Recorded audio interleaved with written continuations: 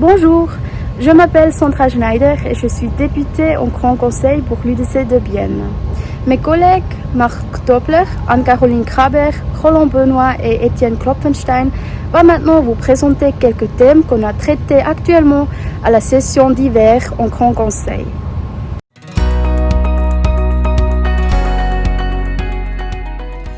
Alors on se trouve ici à Berne devant l'entrée du Grand Conseil.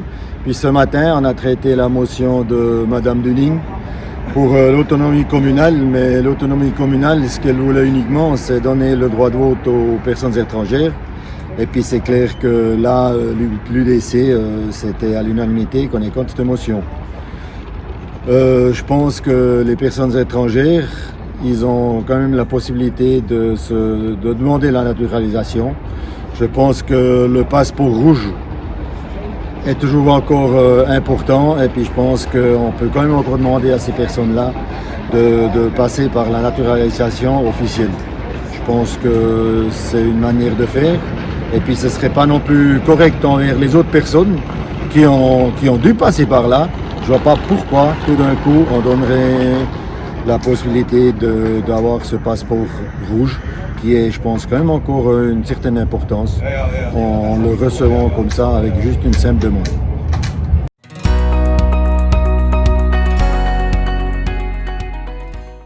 Je suis porte-parole de l'UDC pour une motion intitulée Parlement digital 2.0. Cette motion demande d'étudier une adaptation des bases légales dans le canton de Berne pour augmenter la digitalisation ou la numérisation de l'activité parlementaire, de l'activité du Grand Conseil et de ses commissions. Il est vrai que presque tous les secteurs de l'économie et de la société ont été fortement touchés par la crise du coronavirus. Par exemple, une des conséquences les plus importantes de cette crise du coronavirus a été l'accélération de la digitalisation de la société. Aujourd'hui, on achète de plus en plus en ligne. Il y a également de très nombreuses personnes qui ont été orientées vers le travail à domicile, le travail à distance. Et puis, la politique également a été touchée par la crise du coronavirus. Par exemple, notre Grand Conseil ne siège pas dans le Rathaus pour cette session, de même qu'au mois de septembre. Il siège dans des espaces qui sont plus grands et qui sont moins historiques ici à Berne Expo. Les motivations à l'origine de la motion Parlement digital 2.0 sont tout à fait compréhensibles. On peut tout à fait comprendre que des commissions se réunissent parfois à travers la vidéoconférence. C'est tout à fait approprié comme moyen en situation de crise comme celle que nous vivons.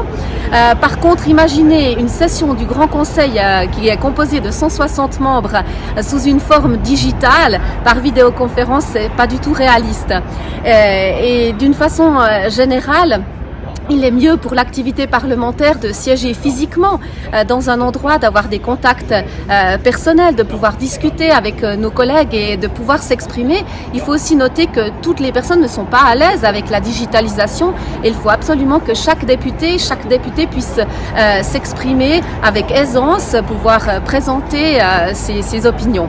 Et notre fraction est partagée concernant cette proposition. À l'unanimité, nous allons rejeter la motion. Par contre, la moitié de la fraction pourrait être favorable à un postulat au fait d'étudier la possibilité de réaliser quelques adaptations qui seraient nécessaires pour que le Parlement puisse siéger, enfin surtout ses commissions en temps de crise.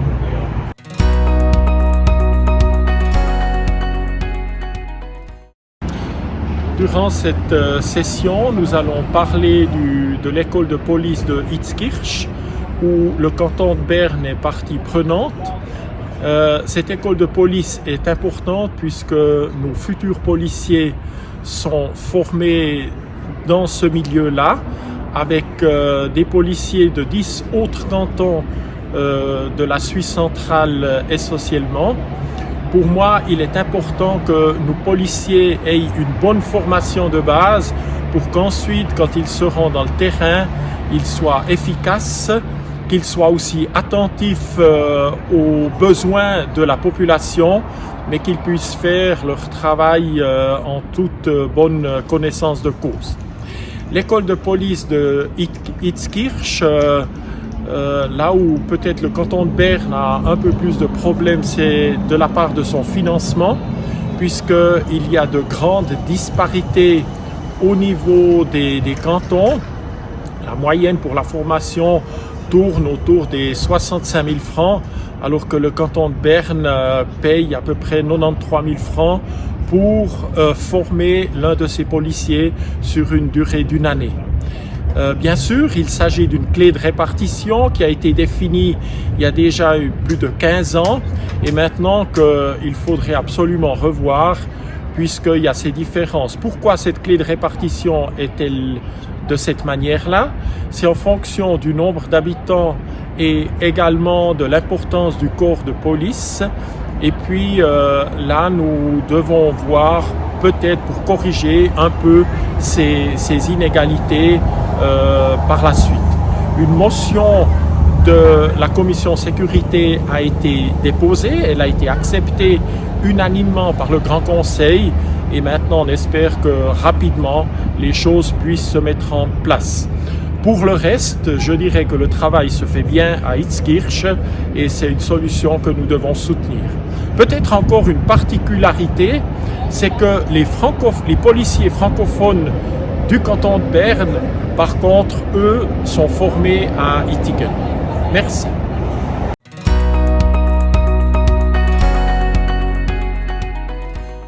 Bonjour, je suis porte-parole de la fraction UDC pour une motion de notre collègue Kuhlmann qui demande au gouvernement d'introduire un contrôle concernant le Covid-2019 pour prévoir sa maladie. Il pense qu'il serait intéressant de faire un programme d'affectation et de pouvoir recommander aux gens de prendre de la vitamine D pour pouvoir faire face aux dégâts de ce Covid-19. Or, actuellement, dans sa réponse, le gouvernement nous dit clairement qu'il est scientifiquement pas prouvé que la vitamine D peut effectivement réduire les contaminations au Covid-19. C'est pour ces raisons que nous avons décidé en fraction que nous ne pourrons pas soutenir cette motion qui sera certainement transformée en postulat. Nous dirons également non au postulat. Voilà, nous espérons que vous avez aimé cette vidéo. Si c'est le cas, laissez un j'aime ici ou écrivez un commentaire. Nous vous remercions pour votre intérêt et puis nous vous souhaitons un excellent week-end. À bientôt. Merci.